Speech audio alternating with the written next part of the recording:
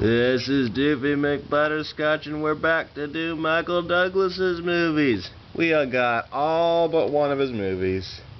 Let's start with Basic Instinct. Wow, this is mostly known for Sharon Stone, showing a little bit of something different that you wouldn't expect in a normal movie, but what's this movie like from a guy who's in his 20s? What's it like? Well, it's very seductive. Lots of sex scenes.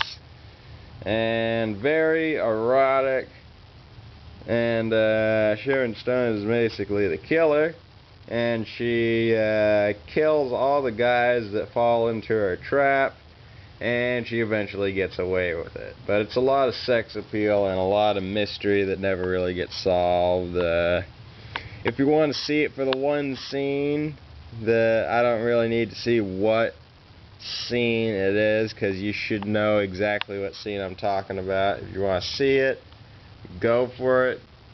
But the movie itself isn't really the greatest. It's kind of a bit overrated. It's okay.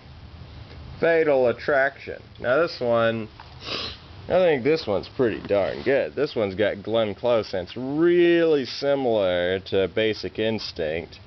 Michael Douglas falls in love with two different psycho bitches in this one. In this case, it's Glenn Close. She, instead of winning, she loses at the end, and she goes absolutely bonkers. Michael Douglas is actually already married in Fatal Attraction, and Glenn Close, she's just fucking nuts. She just goes bonkers, absolutely crazy. So this one's, I would recommend Fatal Attraction over Basic Instinct, because I think Fatal Attraction is much better than Basic Instinct. My personal opinion. Disclosure. Let's see. What was Disclosure about? I can't remember what Disclosure was about. Gosh diggity darn, we'll have to get back to that one. I totally fucking forgot what that one's about. Traffic. This one's about, well, it's 3 different stories all about drug trafficking. It's got a whole bunch of different stars. Some people are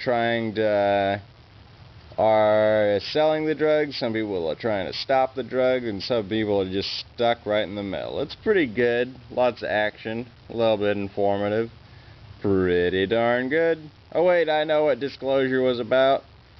It's got Demi Moore, and it's another love interest film. All 3 of these top films are love interest films, and Demi Moore seduces Michael Douglas in a courtroom situation, and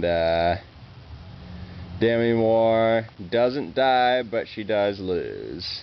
And it's another erotic movie, so yeah, if you're desperate, watch it. If not, it's not a real good one. Now The Game.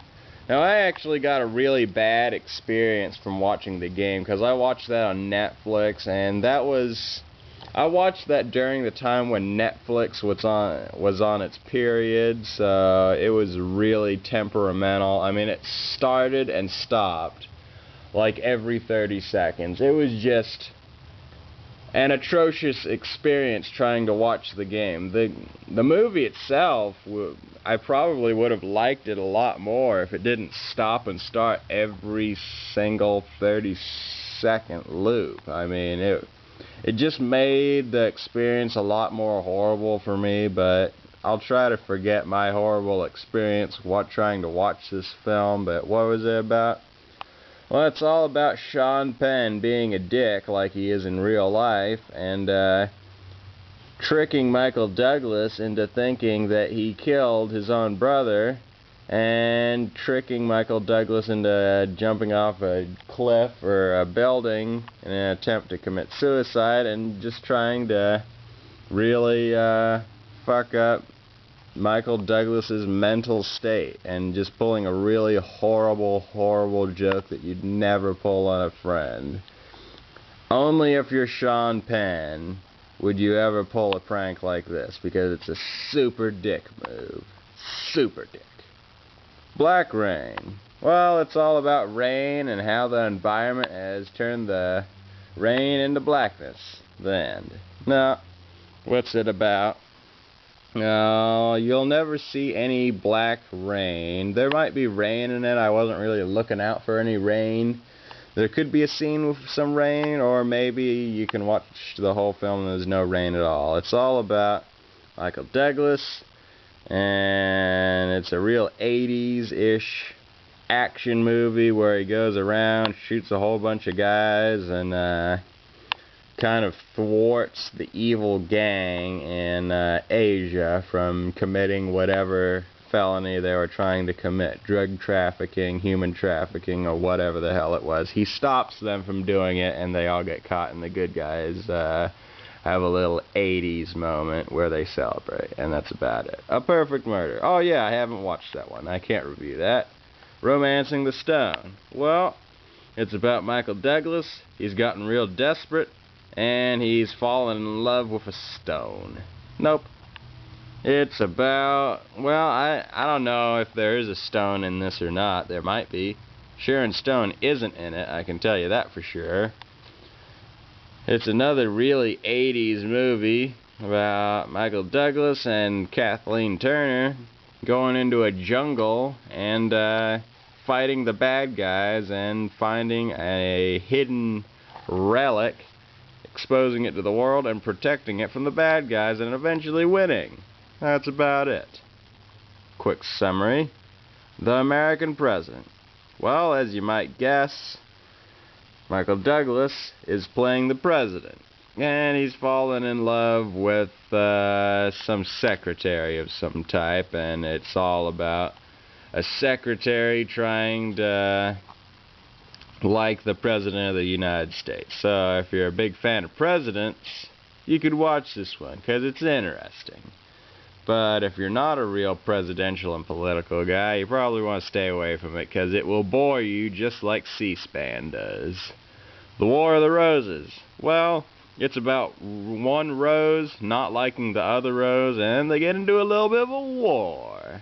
Or maybe not. It's about Michael Douglas and Kathleen Turner getting a divorce and just going fucking crazy and then dying on top of a chandelier. That's about it. Yep, that's it. But it is a really good movie. It's a good divorce movie. If you like divorce, watch The War of the Roses, because it's terrific. It's good. Michael Douglas, what do I think of him? Well, he's not my favorite actor, but he's okay. And I wouldn't watch a movie just because he was in it. He's average, but, you know, not the best. Wow, we got through a whole top 10 and we didn't miss any movies or have to do a second part.